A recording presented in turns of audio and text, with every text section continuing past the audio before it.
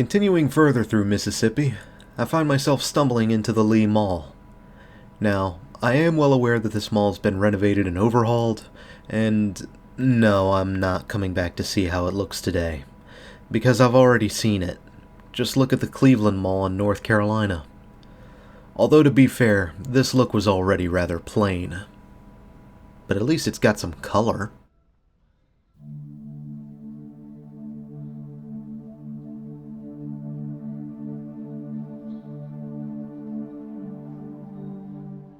I was unable to find a specific date, but best I can gather, construction on the Leigh Mall started in 1972 and was officially opened by 1973.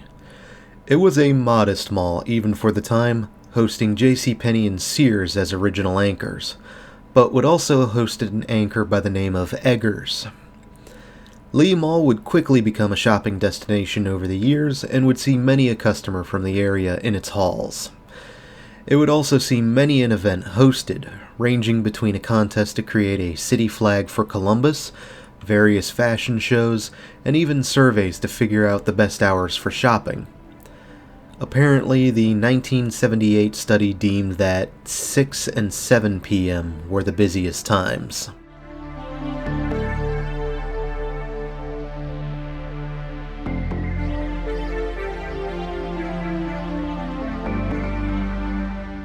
The Leigh Mall would end up being tied in quite a few legal disputes, however, with one lawsuit filed over the lack of construction on additional access routes for the mall in 1973, and then blue laws would come into the spotlight in 1975 as a tenant of the Leigh Mall, Super X Drugs, would be charged for operating during Sundays. The judge overseeing the case deemed that the statute was too vague to support a conviction and allowed Super X to continue operating on Sundays. And this would be used as legal precedent justifying another store's operation on Sunday, the store in question being Gibson's Discount Center. I can't say I miss Sunday blue laws. The mall would also be hit in a 2-day robbery spree in April 1981, with a jewelry store being robbed in the first day, and then a foiled armed bank robbery the second day, with the would-be bank robber and his wife being arrested. Robbing a bank is a really bad idea in the modern age. Hint, hint.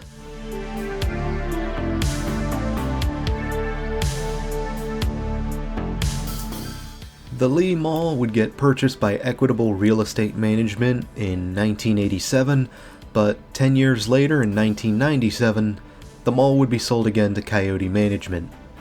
Mississippi at this time was not doing well either, as a decline in employment, shopper confidence, and the diminishing impact of local events was highlighted in 2003. And this was not exclusive to Columbus nor the county it was in either, as most of Mississippi had these problems. Natchez, Vicksburg, Meridian, Greenville, and out of all of these, Jackson is probably the worst example.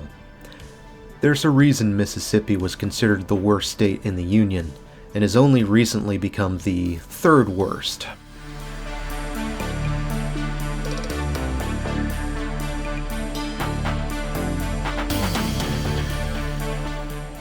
The mall would wind up stagnating throughout the 2000s and 2010s, and before long, the closures would start to roll in.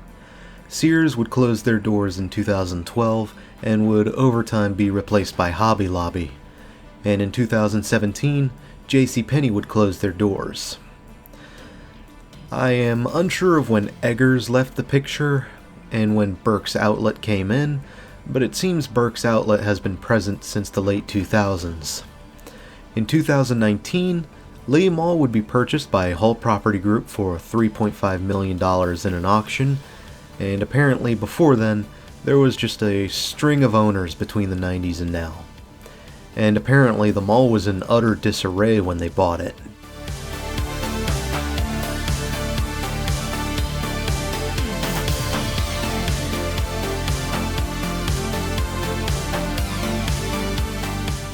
Naturally, Hull would announce plans to redevelop the Leigh Mall, carrying through near the end of 2023, a little under a year after I arrived. While it appears an interior corridor will remain, the Columbus Place, as they now call it, would largely become more akin to a strip mall. And for all intents and purposes, I hate it. But that is the mall's life now. Not really a mall anymore, and nowadays, mall is seen as the new dirty word in retail. Seems to be the future people want, though. Admittedly, the mall was already pretty dead by this point, with over half of the concourse just emptied out. And those corridors going to the back side of the mall are just completely empty. And it can be a real trip going back there. And to add insult to injury, Columbus is a bit of a mess. Not that it's exclusive to Columbus, Mississippi. Mississippi itself has a lot of problems, and it's a wonder it still has a couple malls that are doing alright, which I would need to come back to see. But at the end of the day, it's a state I can't help but pity. The only real thing it has going for it is that it's still dirt cheap to live in, and in my limited experience, the Mississippi folks seem rather nice. Makes me wish this particular road trip wasn't kneecapped by sickness. Until next time, Columbus, this is Doomie Grunt wishing you and the Leigh Mall farewell.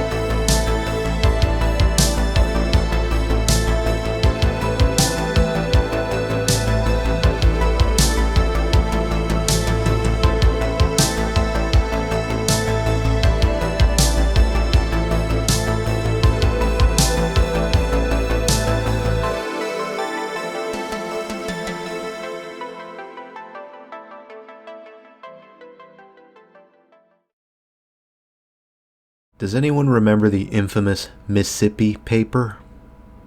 Look it up on newspaper archives, it gets even weirder.